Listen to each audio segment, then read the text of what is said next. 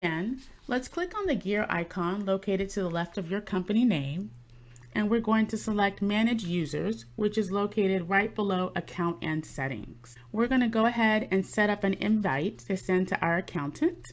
So in the lower part of the screen where it says Accounting Firms, we want to go ahead and click on the blue Invite Accountant button. And here you want to enter your accountant's email address. We've also got a field here to enter your accountant's name, but it is optional.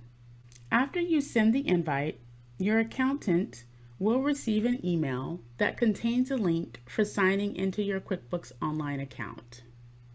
In addition, your accountant will be asked to create a user ID before signing in for the first time.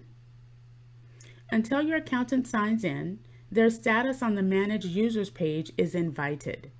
After they accept the invitation, their status changes to active. By default, your accountant will be given company administrator privileges for performing tasks like closing your books for prior periods.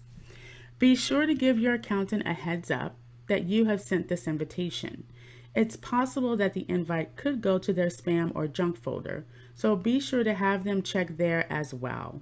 If you need to resend the invite, I will show you how to do that from the Manage Users page. So let's go ahead and select Next, and then Finish. On this page, you can manage the invites that you have sent. So as you can see, we have the updated now invite that we've sent to the accountant. The status is invited. Once the accountant accepts that invitation, that status will change to active. And if for some reason the accountant does not receive the invitation, then you can also resend the invite from this page as well by clicking the Resend button. While you can certainly benefit from giving your accountant access to your QuickBooks data, they may not be the only one you'd like to share your account with. For example, you may want to share your data with a business partner. You might also want to give your tax professional access to your QuickBooks data, so he or she can obtain financial reports that are needed to prepare your tax return without you having to drive over to their offices or run the reports yourself. Once you have decided who to give access to your QuickBooks data, then you need to decide what information they need access to. QuickBooks allows you to grant limited access to users who do not need to see everything. A good rule of thumb here is to give folks access to only what they need and no more. Let's walk through the steps on how to give other users access to your QuickBooks data. At the very top of the page, you're going to see the Manage Users section, and this is where we want to go ahead and create those additional users. Let's go ahead and click the New button. From this screen, the first step that we need to take is we need to select the type of user.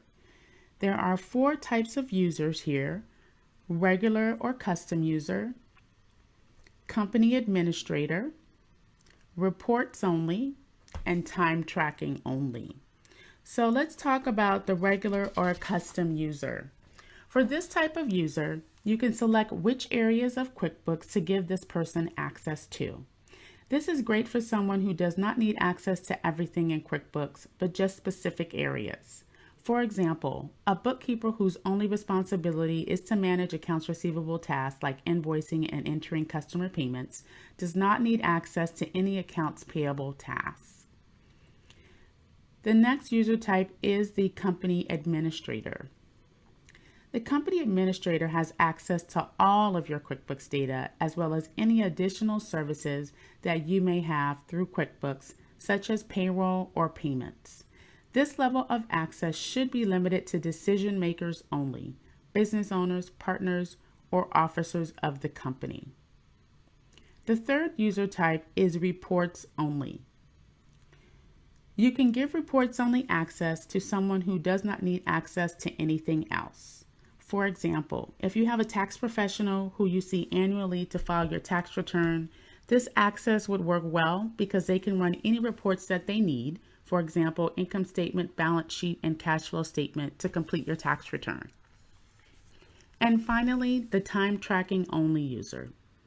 In the advanced lesson, we walked you through how to set up tracking for contractors who need to report their billable hours. To access this course, click here. The time tracking only user is perfect for contractors because they only need access to QuickBooks so that they can report hours that they worked and nothing else. So we're going to go ahead and set up a bookkeeper who manages accounts receivable for Paul. So we'll select the regular or custom user option here and click Next. There are 3 types of user access rights that you can set up in QuickBooks Online. We've got the all access rights, no access rights, and limited access rights. Let's start out talking about the all access rights. All access rights will give the user unlimited access to all of your QuickBooks data. A list of what the user can do and cannot do is listed on this screen. The only access that is not included here is administrative rights. We will cover administrative rights a little later in this lesson. No access rights is the complete opposite of access rights. This level of access does not include access to any of the QuickBooks data. However, it will allow this user to manage other services that you may subscribe to, like payroll and payments. The only access that is not included here is administrative rights. The third type of access rights is limited access rights. We'll talk about the limited customer and sales access rights first. Limited customer and sales access rights allow you to grant access to just customers and sales. You can see a list of what this user has access to do and what they can't do on this screen. This will be the level of access that we would give to the bookkeeper that we discussed earlier, who is just responsible for accounts receivable tasks like invoicing and entering customer payments.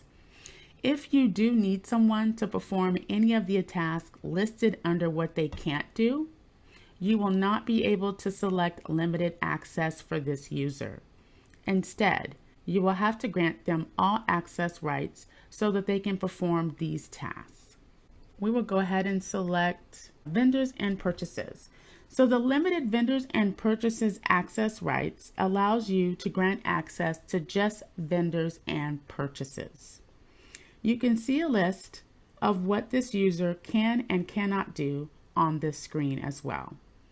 This would be the level of access we would give to a bookkeeper who is just responsible for accounts payable tasks like entering and paying bills. If you do need someone to perform any of the tasks listed under what they can't do, then you will not be able to select limited access for this user. Instead, you will have to grant them access to everything in order for them to be able to perform these tasks. So for our bookkeeper, for Paul, we are going to grant that person limited customer and sales access rights. So we'll go ahead and make that selection and then we'll click Next. Setting up users' administrative rights. In this step, we're given the option to grant administrative privileges to a regular or a custom user. This is not applicable to the reporting only or the time tracking users. I do not recommend that you grant administrative rights to anyone who is not an owner, officer, or partner in the business. The reason is anyone who has administrative rights can make several changes without your permission. 1, they can add or delete and change access rights for all users. The second thing they can do is change company information like company name and tax ID. And last, they can add new services or cancel your QuickBooks Online subscription. You also have the right to give this user view-only access if necessary. So we'll go ahead and make our selections for our bookkeeper user. Once you have made all of your selections for access rights, we are ready to go ahead and send the email invitation to this user as we did for our accountant. So on the next screen, we'll go ahead and enter the email address as we did before. Entering the name, as we mentioned before, is optional.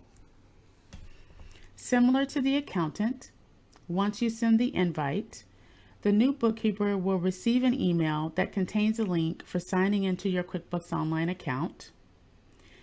The new user will be asked to create a user ID before signing in for the first time. And until the new user signs in, their status on the Manage Users page is invited. After accepting the invitation, their status changes to active. Be sure to give the new user a heads up that you have sent this invitation. If they don't have you saved in their contact list, then this invite could go to their spam or junk folder. The great news is you do have the option to resend the invite if they do not receive it from the Manage Users page. So we'll go ahead and click Next and then Finish. That will bring us back to the Manage Users page where we will see the update for the bookkeeper invitation. And again, here the status of the invite is pending and the user has been invited. That status will change to active once the bookkeeper has accepted the invitation.